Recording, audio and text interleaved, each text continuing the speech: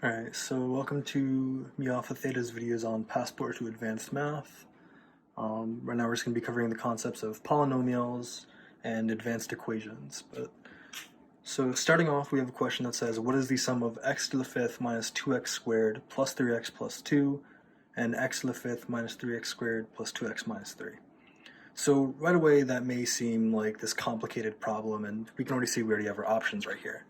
But whenever you're dealing with SAT math problems, you always want to simplify it in the best way you can, in whichever way works for you. So for me personally, what I may want to do is I'm just going to write out the problem. So x to the fifth minus 2x squared plus 3x plus 2. Put brackets around it so I remember this is just one of them.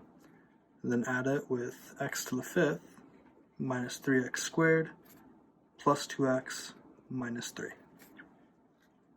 So right away, one of the things I'm noticing is we're dealing with powers here. So we have x to the fifth, 2x to the squared, 3x to the squared. So whenever we're dealing with things like that, or powers, we only can add terms that have the same power. So right away, we know that we can only add x to the fifth together. So we're going to have 2x to the fifth. And right away, if I look at the problems right here, the options we have, we can already see that we can cross out this right here. Next, if we add negative 2x squared and negative 3x squared, we're going to get negative 5x squared. And right away, we can cross out the other options, because right here we can see we have negative 3x squared. No. Negative 5x cubed. Nope. So we can already guess that the answer right here is C. But if we want to double check and make sure throughout, we'll finish the problem. So 3x and 2x, we're going to end up with 5x. Positive 2 and negative 3, that's just going to be negative 1. And right now, if we match these to this, we can see that they're the same answer.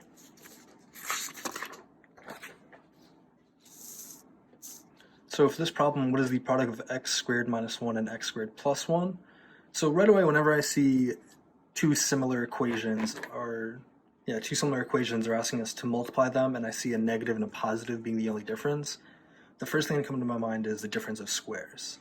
So normally when you're multiplying polynomials, you'll usually end up with two n terms and usually a bunch of different numbers and integers in the middle. But when you have difference of squares, which is this negative and this positive, you're basically only dealing with the n terms. So for x squared minus 1 and x squared plus 1, if we write it out,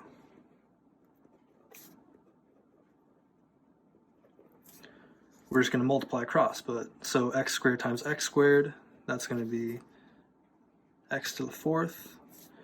And right away, if we look at the options, we can cross these out. But instead of multiplying x squared minus 1, x squared plus 1, they're just going to cancel out. And I can show you guys this way. So if we multiply x squared plus 1, we're going to get plus x squared. And if I multiply it minus 1, we're going to get minus x squared. And then we're going to finish off with negative 1 plus 1, which is going to be negative 1. But right here, you can see these two terms cancel out. So as long as these two terms are the same, and we're multiplying, and these are as well, and we're multiplying by a negative and a positive, the middle area is just going to cancel out, leaving us with x to the fourth minus 1. So right here, we can see that's C. So next, what is the product of x to the fourth minus 3x and x to the fourth plus 3x plus 1? So right away, let's write it out. So we have x to the fourth minus 3x multiplied by x to the fourth plus 3x plus 1. Now, unlike the problem beforehand, this may take a little bit of multiplying out. But an easier way we can do it is just simplifying it. So we can do x to the fourth times x to the fourth plus 3x plus 1. And then we can also do negative 3x times x to the fourth plus 3x plus 1. And then just add them together.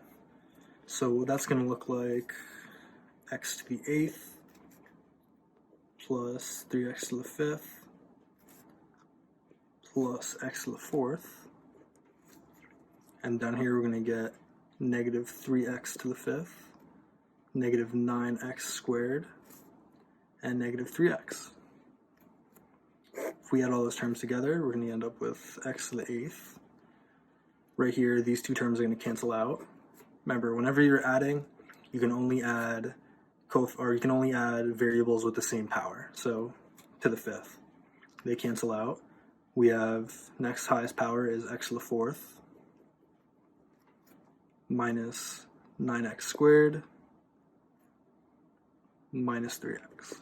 And if we look at our options, we can already see that we can already cross out two of them, but we already have the answers. So x to the eighth plus x to the fourth, cross out C and A. Then we have minus 9x squared, so we can cross out B. So we know it's D. And we can see that the answers match up here.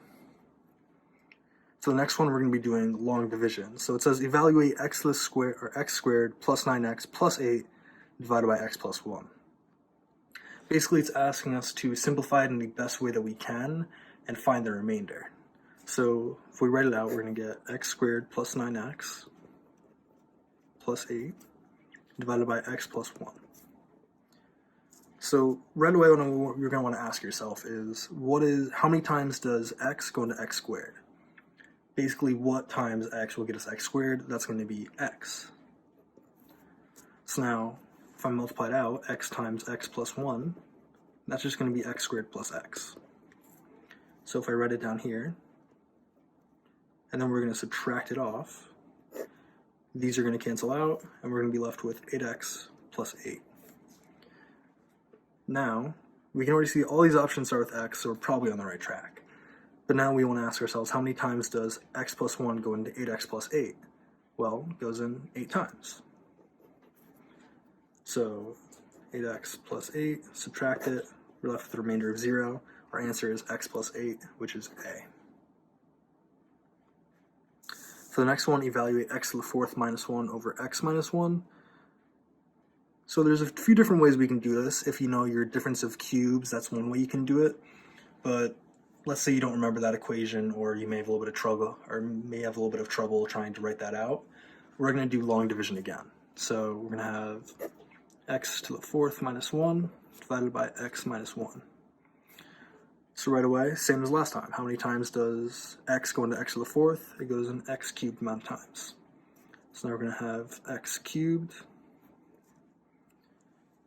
minus x to the fourth minus x cubed. There we go. So now we'll subtract that off. We're going to be left with these cancel out.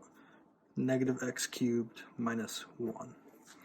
Right away, we can see we're on the right track. Next, we're going to ask ourselves, how many times does x minus 1 go into negative x cubed? So this time we're going to multiply by negative x squared. So negative x squared, or x cubed,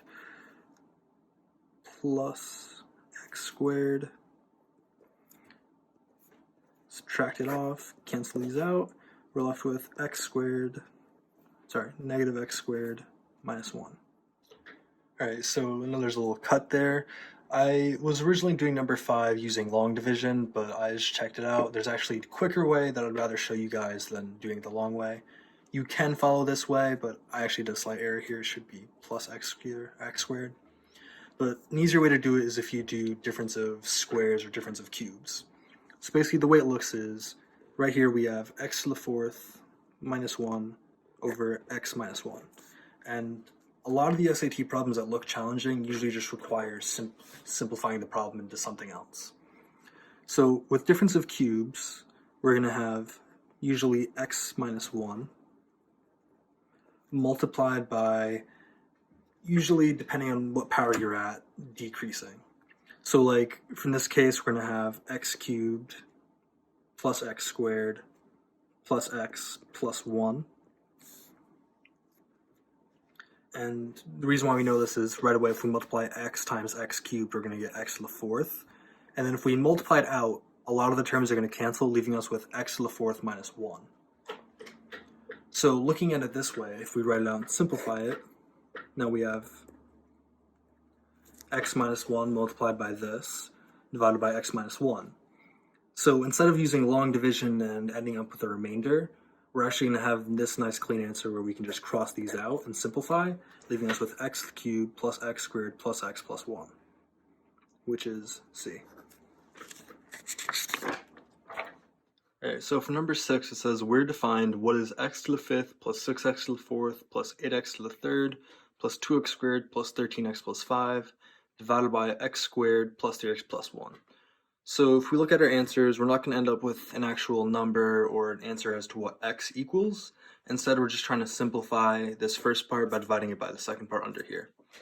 And so whenever we're dealing with something like this and our answer probably looks like this, right away I kind of look towards long division. So let's see if that works. So x to the 5th plus 6x to the 4th plus 8x cubed plus 2x squared plus 13x plus 5 divided by x squared plus 3x plus 1. So right away we want to ask ourselves, how many times does x squared go in x to the 5th? It goes in x cubed amount of times. If we plug that in, we're going to get x to the 5th plus, let's see, that'll be 3x to the 4th plus x cubed. Now if we subtract that off, these will cancel out. We're left with 3x to the 4th. Remember to actually subtract these, not add them. Plus 7x cubed. So right away, if I look at the answers, we can already see that we're on the right track. We're beginning with x cubed, so we can't cross out anything yet. But now if I see how many times does x cubed go into 3x to the 4th, and I look at it that way, then that goes in, let's see, 3x squared times. So plus 3x squared. If we multiply it now, we're going to get minus 3x to the 4th, well, positive, minus sign right there. How many times is 7x squared down? We can drag down, so actually, remember to bring this part down.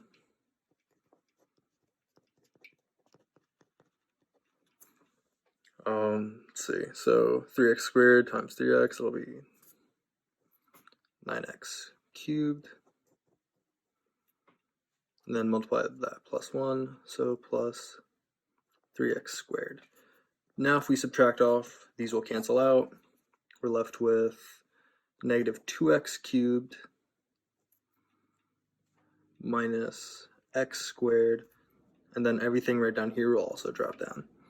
But if I'm looking at the answers, then I can already see that right here we have x cubed plus 3x squared. We can cross out d. Everything else so far matches what we have. And since I can see a negative sign right here, that probably means I'm going to end up with a negative sign right up here as well. So I can probably cross out c. So now how many times does x squared go into negative 2x cubed? Well, it goes in negative 2x times. So now if I multiply it, actually you don't even need to finish it, because right here we can see that our answer is right here, and we don't have to finish the process. Whenever you're dealing with longer problems like this, it's honestly the best method to just find an answer that you're comfortable with, and then if you have time later on, come back and solve the problem throughout to make sure that it's actually completely correct. So for sake of time, it is the right answer. I know the solution because I wrote on my computer.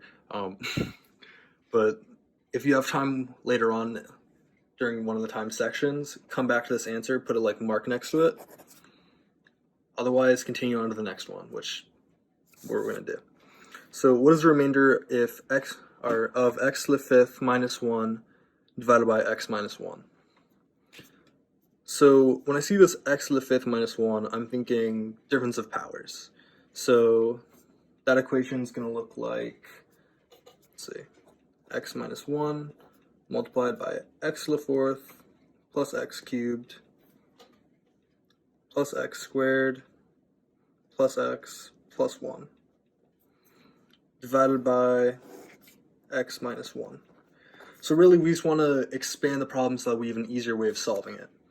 And since it's asking us to find the remainder, I can already see that these two terms cancel out, basically meaning that it divides evenly, so there shouldn't be a remainder at all, so it should be 0. Okay. Alright, so what is the remainder of x to the fifth plus x to the fourth minus 2x squared plus x minus 1 divided by x plus 2? So another way we can do this is if we plug in, so let's write out the problem first. So we have x to the fifth plus x to the fourth minus 2x squared plus x minus 1 divided by x plus 2. So one way we can solve this to find just the remainder is plugging negative 2 into the bottom equation, or for x, so that the bottom part will equal 0. That way we can see what our remainder will be. So if we, let's see. So if we plug that in, we plug it into the first equation, so we have, you're allowed to use a calculator for this section, by the way, so in case you don't want to do the math out. So let's see. 2 to the fifth, or sorry, negative 2 to the fifth, plus negative 2 to the fourth, plus negative 2 times 2 times negative 2, squared, minus 2, plus 1. If we plug that in, then we should be getting negative 25. So that will be G. I know I didn't do the math out here, but basically what it should look like is negative 2 to the fifth plus negative 2 to the fourth minus 2 times negative 2 to the squared minus 2 minus 1, and we should be getting negative 25 as our answer. Alright, number 9, what is the remainder of x to the fifth plus 2x to the fourth plus 2x squared minus x divided by x minus 1? So right away, this is the same problem as number 8, it's just different. So, different equations basically.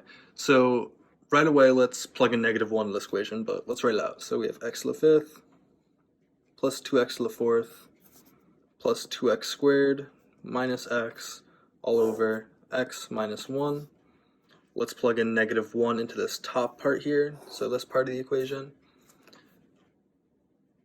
Or sorry, just regular 1, not negative 1, because we're trying to get this part equal to 0. So we're going to end up with,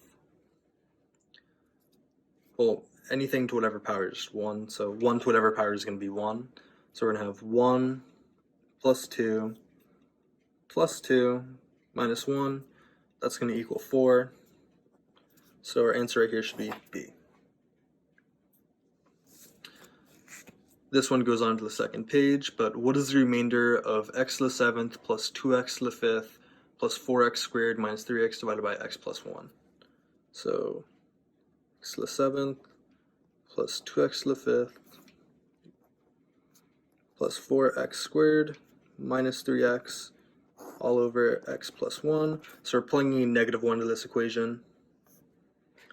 So negative 1, whenever you have a negative 2 in odd power, it's going to remain negative. Since we're dealing with 1, that actually works out pretty easily. So we should have negative 1 minus 2 plus 4 plus 3. If we do that, it's basically just 7 minus 3. So we should be getting 4. So let's see if we have that on the next page. Yep, right here, B, 4. Alright, so for the next one, if x squared plus y squared equals 16 and x plus y equals 6, what is the value of xy? So for this type of problem, we're not going to have any multiple choice. For those of you that don't know, for the SAT, there's always a few questions at the end of the math. Sorry for the quick drop there, my phone dropped. So what I basically was saying right there is at the end of each math section, there's a few problems where you won't have any multiple choice and you're going to have to find the answer yourself and basically shade it in and write it in. And so that's what they're practicing right here. So it's asking us if x squared plus y squared equals 16 and x plus y equals 6, what is the value of x, y? So we want to figure out if we can use these two equations right here to find x, y. So right away, what I'm thinking is, let's see what happens when we square this equation. So x plus y squared equals 6 squared. So we're going to get x squared plus 2xy plus y squared equals 36. So right away we can already see we have an xy right here, but we have 2xy. So maybe if we can find a way of isolating the, oh, you guys can't see that. There. So if we can find a way of isolating the 2xy, then somehow we can figure out what the answer to this equation is. But right away, they already gave us this equation right here too. X squared plus y squared equals 16. So if we subtract that off, then we can get rid of this and subtract 16 here. So we'll get 2xy equals 20. Now if we divide, we can see that xy equals 10. So right here for 11, our answer should be 10. Number 12, similar thing. So we have xy equals 8 and x plus y equals 8. What is the value of x squared plus y squared? So similar process before. We have x plus y squared equals 8 squared. So x squared plus 2xy plus y squared equals 64. We already know what xy is, so we'll double it. So 2xy equals 16. Subtract that off. So x squared plus y squared equals 64 minus 16. So number 12, that is going to be 48. So for the next one, it's asking us, well, for the next 3 problems and all their subsections, it's asking us to factor the following polynomials. That's something I think you guys can do on your own. We are going to provide an answer sheet as well as the problems online under the video in the description. So if you want to do that, then feel free. The answers will also be there if you want to follow along.